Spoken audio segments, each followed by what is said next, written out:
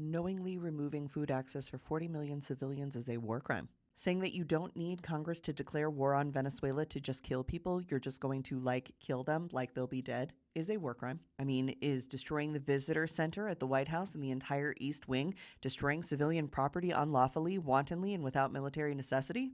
Could be considered so. Unlawful deportation or transfer. I mean, the Venezuelans who had temporary protected status in Florida certainly think that them being deported by Donald Trump without a fair trial would qualify here. Capturing individuals to use them as leverage. Kilmar Abrego Garcia.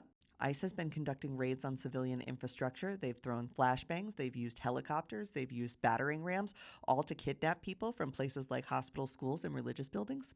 Recruiting children under 15 to participate in hostilities? I don't know. Sounds a lot like internet red pilling. Plundering of public or private property. What happened to all the art in the White House? What is being held at Mar-a-Lago? Forcing a prisoner of war or protected person to serve in the forces of hostile power. You know that there are actual work camps right now in the United States. They are typically used for people who are in some sort of recovery. So maybe they get busted for using drugs or alcohol. They go to jail, and part of their get out of jail plan is that they provide work. They work a certain amount of time so that they can get out of jail earlier. Those programs are reporting that their contracts aren't being renewed because those facilities would rather transfer from being a low security prison to being a detention center where they can extort the labor of detainees. And of course, also denial of a fair trial.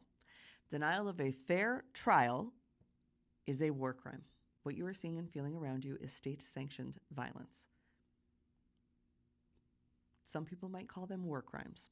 Starving the elderly and children in particular, and breaking infrastructure that supports the public health and public mental health of the civilians is a war crime. So if you feel extra bad, it's because it is extra bad. And I'm not trying to bum you out today. We're still going to have good news only tonight. I just want to level set for people where I feel I am when I wake up in the morning and the way that I approach the work that I do. And maybe some of this makes sense for why it feels extra bad for you right now.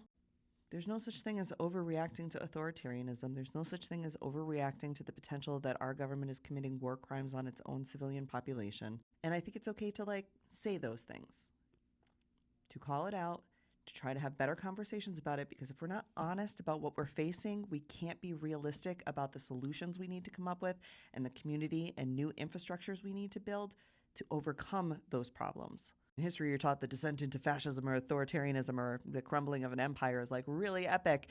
It turns out it's not. You still go to birthday parties, you still go Christmas shopping, you still got to vacuum. The revolution is starting, and you still got to do the dishes. And it just is weird.